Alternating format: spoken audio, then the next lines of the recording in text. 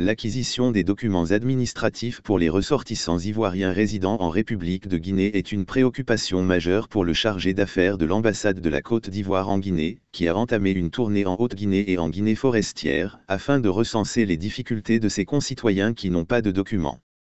Reçu par les autorités préfectorales et communales de Lola au bloc administratif de la préfecture, M. Koukouignon Richard a rencontré la communauté ivoirienne résidant dans la commune urbaine de Lola.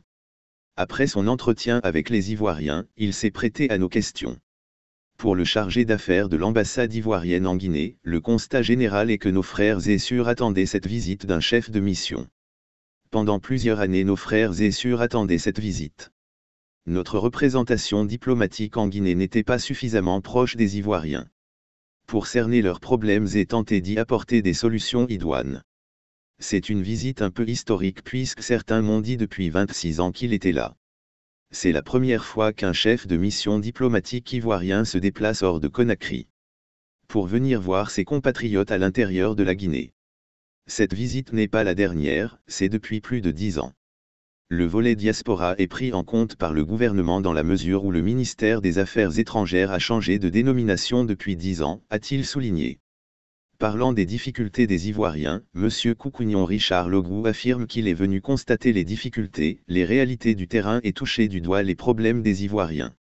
Je lui ai dit partout où je suis passé en Haute-Guinée que nous allons opérer une rectification. C'est-à-dire au plus haut niveau de l'État, la politique c'est de faire en sorte que chaque Ivoirien ait un document. Ce ne sont pas les missions diplomatiques dignes de nom qui vont faire des complications aux Ivoiriens qui sont à l'extérieur.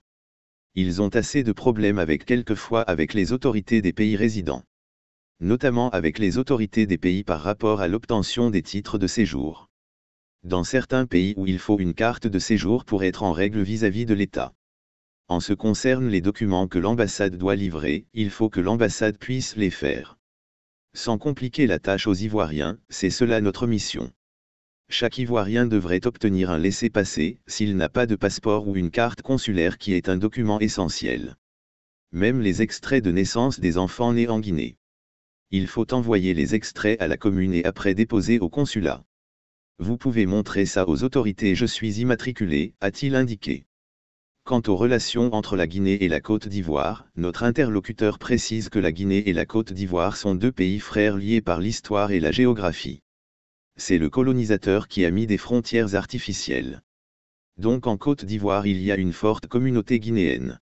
Et en Guinée il y a une forte communauté ivoirienne estimée officiellement à 7000, c'est plus que ça, a-t-il conclu.